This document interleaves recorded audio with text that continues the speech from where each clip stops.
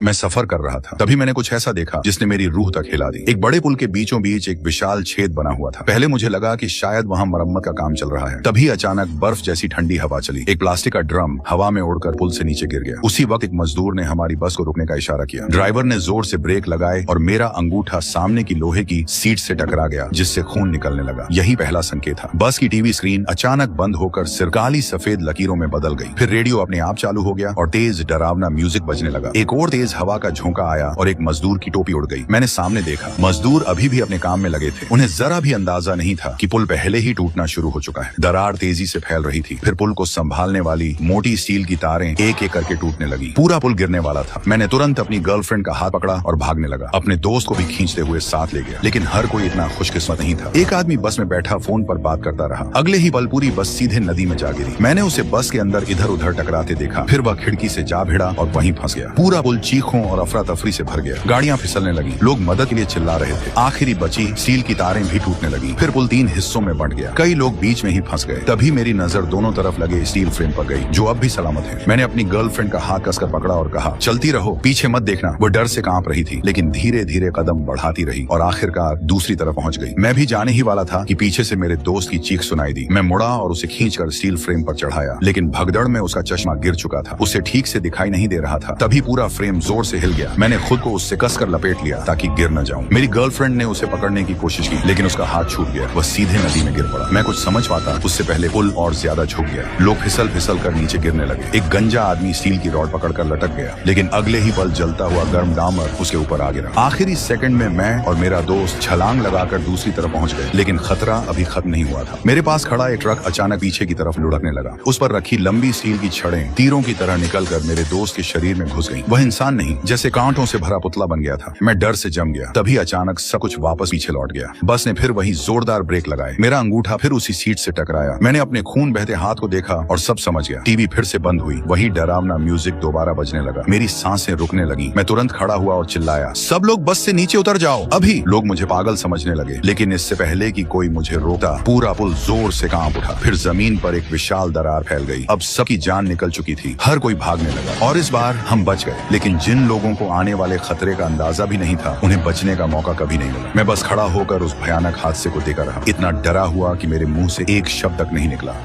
किस मूवी का नेम जानना है तो फॉलो एंड शेयर करना पड़ेगा। उसके बाद एक कमेंट करो, मूवी नेम मिल जाएगा।